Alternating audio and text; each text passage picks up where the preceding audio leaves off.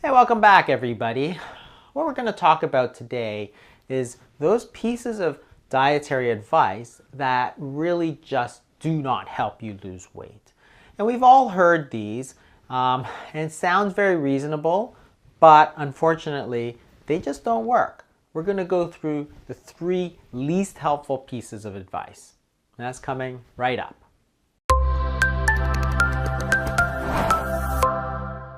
Number 3, choose the best diet for you.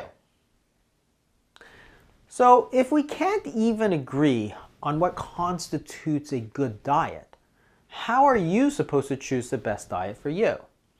If you think about the dietary advice we've given out over the years, it constantly changes. So in the 50s and 60s, you had your grandmother telling you what to eat. And what you ate really depended on your nationality. So the Irish would eat certain things, the English would eat certain things, the Chinese would eat certain things, and so on. So different ethnic groups had different foods, and they all maintained a fairly good weight. Once we got into the 70s and 80s, we changed because the government decided to tell us to eat a very low-fat diet. So we ate lots of things like white bread and jam and cookies and pasta. Unfortunately, it may have led to an increase in the national rates of obesity. By the 90s, we're starting to backtrack as we started to realize that fatty foods such as nuts and salmon and avocados and olive oil could be a very healthy part of the diet. So people started to talk about healthy fats. So you see that things are always changing. So if the experts can't even agree on what the best dietary advice is, how are you supposed to do it for yourself?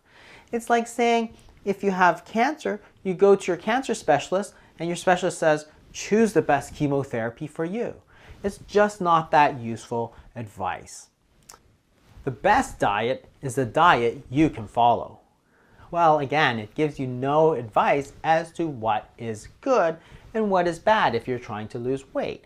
That is to say, if the diet I can follow is McDonald's and pizza, well, it's not a very healthy diet and it's probably not going to make me lose weight. So the best diet is not the one you can follow. There are certain specific guidelines as to what makes foods healthy and what makes foods fattening.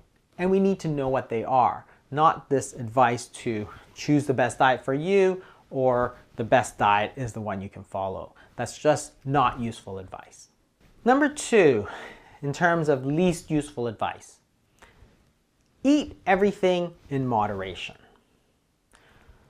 This is based on the assumption that essentially all foods are equal, but not all foods are equally fattening. So therefore, some foods you should eat more of and some foods you should eat less of. And that's just common sense. For example, you wouldn't say, oh, you really need to go easy on that kale. And hey, lighten up on that broccoli.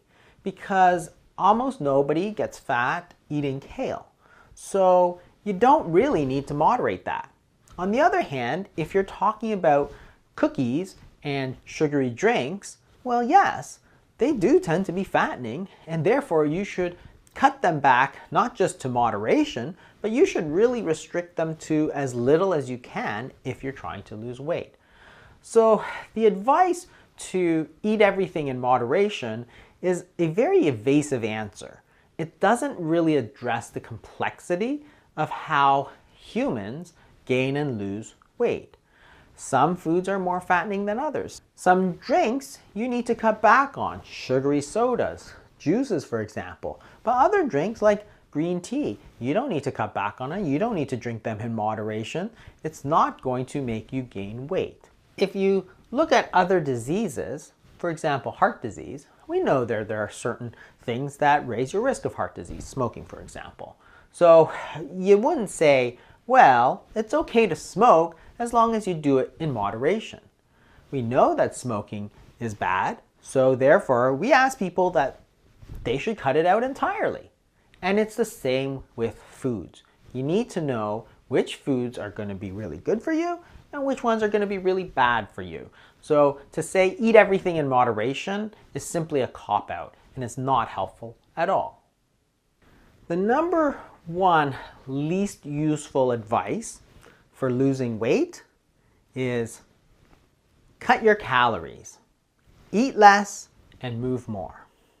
So this one sounds very reasonable, and in fact, it's what everybody has been taught. It's what I was taught in medical school all those years ago, that if people simply eat fewer calories than they expend, that they will automatically lose weight.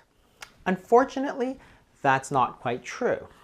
Calories is essentially a unit of food energy, and our bodies can use the energy in different ways. And how it uses the energy, whether it stores it as body fat or whether we use it for moving around or generating body heat, it depends on the hormones that those foods elicit.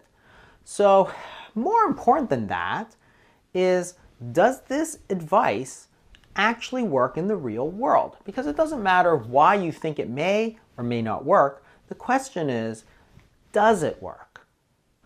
In this study, they looked at the real world efficacy of that advice. It was a 10-year study. They looked at the records from family practices all over the United Kingdom. And they looked at the probability of an obese person attaining normal body weight. And this was predominantly using advice such as eat fewer calories, because that is a standard advice that virtually all doctors and dietitians and most everybody else gives you too. So here's the results of their study. So here's what they found.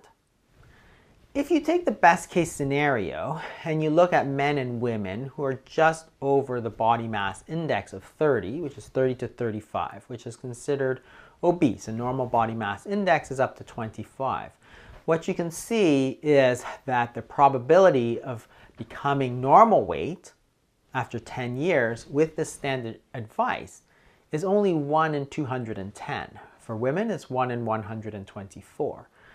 That equals a success rate of 0.5 to 0.8%. In other words, in the real world, the advice to simply cut your calories has about a 99.2 to 99.5% rate of failure. In other words, virtually nobody is able to lose weight in this way. The question is, why would we give advice where we know the failure rate is so incredibly high? It makes no sense. So regardless of whether you think it should or shouldn't work, the bottom line is that it doesn't work in the real world. So it's not just the research that tells us this, but also everybody knows that it doesn't work. In fact, that's why doctors have basically given up the field to Weight Watchers or Jenny Craig or some of these other companies, because they know that the advice that they give almost never results in people losing weight. And everybody's tried it, yet it doesn't work for anybody. So the research and people's own experiences in this case are telling us the same thing. It doesn't work. And there's two possibilities why this advice to cut your calories doesn't work. Either the advice is good, but people are not following it. In other words, the nutritional authorities want to say that it's really your fault. The advice is good, but you can't follow it. The other possibility, which is very rarely considered, is that the advice is just not good. But here's something you always have to consider. If we've been telling people for the last 40 to 50 years to simply cut their calories and you'll lose weight, if this were really good advice, we wouldn't have an epidemic of obesity. And yet, since the 1970s, what we've seen is this explosion of people who have gained weight. But the advice has not been able to help them. So what determines whether or not you gain weight? Well, it really comes down to three questions. And it's the same if you're talking about money, for example. It depends, what are you making? Is it US dollars or ounces of gold, for example? How much are you making? Are you making 1? Are you making 10? or 1,000? And how often are you making it? Do you make it every day? Do you make it once a week or once a year? Because all of those factors are going to be important. When you're talking about weight, it depends on what types of food you're eating, because some foods are fattening and some foods are not. So what you want to do is cut down those foods, the sugary foods, and also a lot of the refined foods and refined carbohydrates. Second thing is, how much are you eating? And a lot of people think that this is the major thing, but how much you eat actually depends on your hormones, because we have hormones that tell us to stop eating.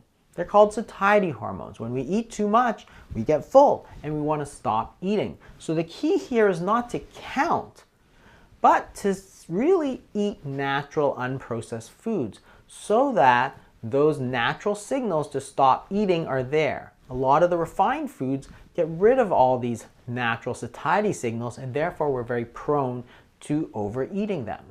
And the third question is, how often are you eating?